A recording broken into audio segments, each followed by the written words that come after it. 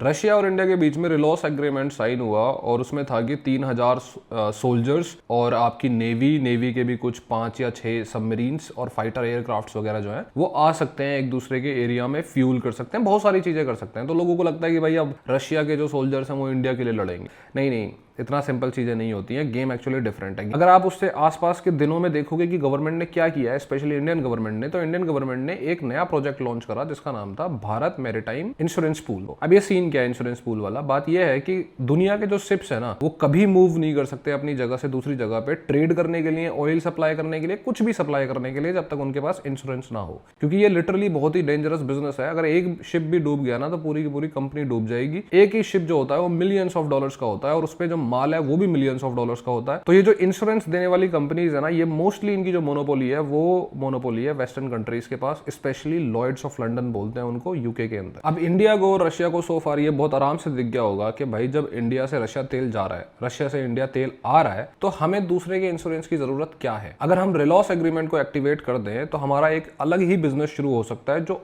अपने आप में millions of billions of dollars का बिजनेस है। कैसे?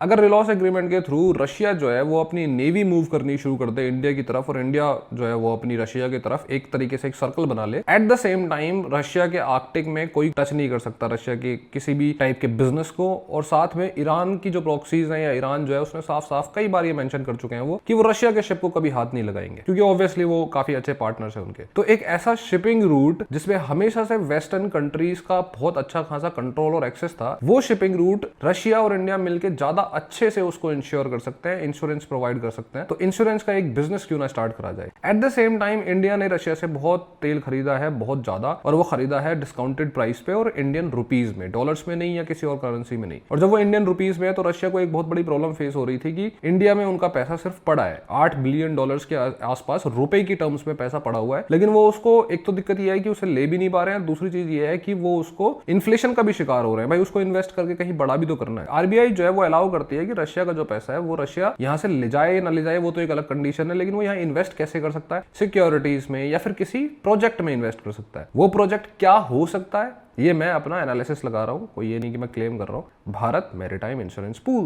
और बात सिर्फ इंडिया और रशिया की नहीं है। अगर ये इंश्योरेंस पूल बढ़िया काम कर गया, जिसके चांसेस हाई हैं क्योंकि रशिया की जो जियोपॉलिटिकल स्टैंडिंग है, इंडिया की स्टैंडिंग है, उससे काफी अच्छा काम कर सकता है, तो वियतनाम और दुनिया भर के साउथ एशियन कंट्रीज जो हैं और दुनिया भर के दुनिया के छोटे छोटे कंट्रीज जो है वो सब कुछ इस तरफ सोचना शुरू कर देंगे कि भाई हम अपना जो शिप है वो क्यों ना भारत मैरीटाइम इंश्योरेंस पूल से इंश्योर करवाएं। ज्यादा अच्छा फायदा है, प्रीमियम्स भी कम लगेंगे, पैसे भी कम लगेंगे और खुद ही रशियन नेवी, इंडियन नेवी जो है वो रूट्स को प्रोटेक्ट कर रहे हैं।